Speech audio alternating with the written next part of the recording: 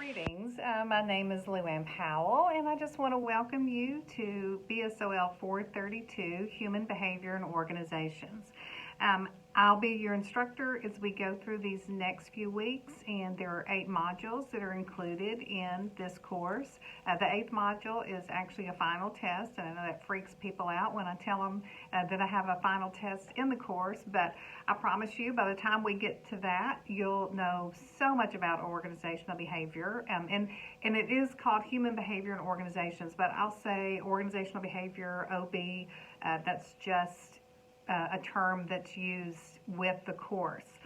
Just to give you some ideas about myself, I'm a almost 2-year employee of Union University. Actually, I've worked here off and on since 1984. That's a long time, guys. So it's just good to have you. I got my undergraduate degree in English, and then I have my master's in business administration from the McAfee School of Business here at Union. So right now, I'm adjunct faculty for the university, and I'm also the director of marketing and enrollment for the School of Adult and Professional Studies. So just a little bit about organizational behavior, OB, human behavior in organizations, whatever you want to call it. This is one of my favorite topics to teach, and I'm actually responsible as the I would say course designer of anything that happens with organizational behavior in our department. But surprisingly, it's a relatively new concept that's come out of business, I would say, in the last 20 to 25 years, and it's one of the last that has been adopted through the business schools that are out there in the United States. It really wasn't until the late 1980s that schools even became concerned about humans and their behavior and just people skills that goes into jobs and working with people. So there were really business schools and what was going on. They were concerned more about accounting, finance, quantitative type of coursework, but we know how competitive it is in the workplace, and we know that managers can't succeed only on their technical skills alone.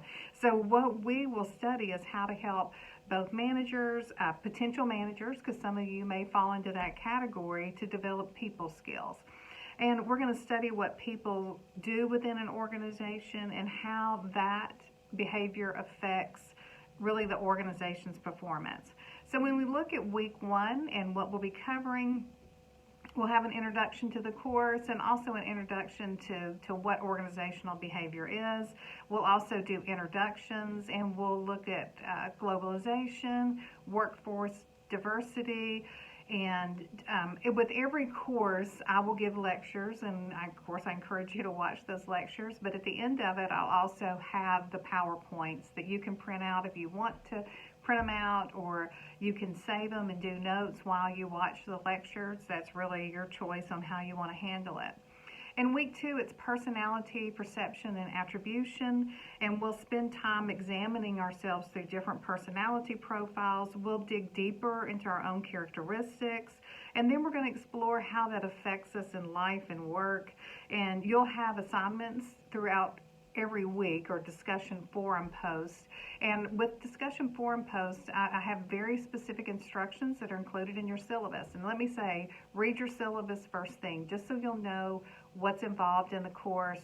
The textbook is included there, and you can either purchase a textbook, you can purchase a Cengage code if you want to do that. We still have a few of those available, and you can email your coordinator and they can give you that information.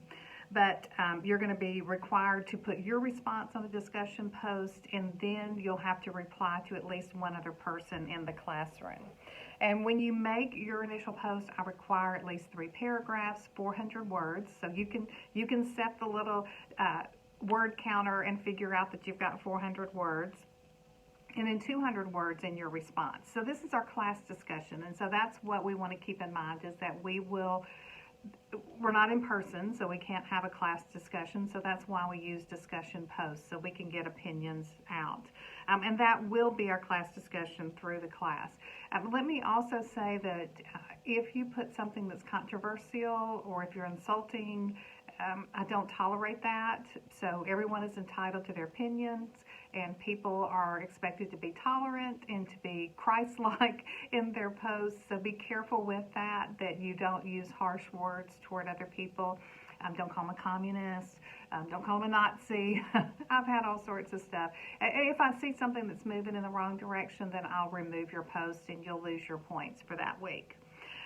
So for week 3, we'll look at motivation at work and look at cohorts and how we work, and Maslow's theory and hierarchy of needs and theory X, theory Y, McClellan's.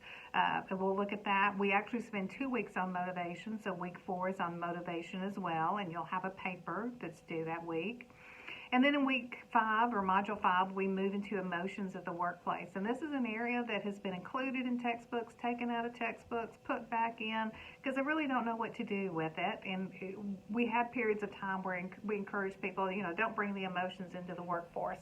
But now we know that people do bring that. So we'll look at emotions, we'll look at moods, we'll do an assessment on your emotional intelligence, and then just how emotions affect the workplace.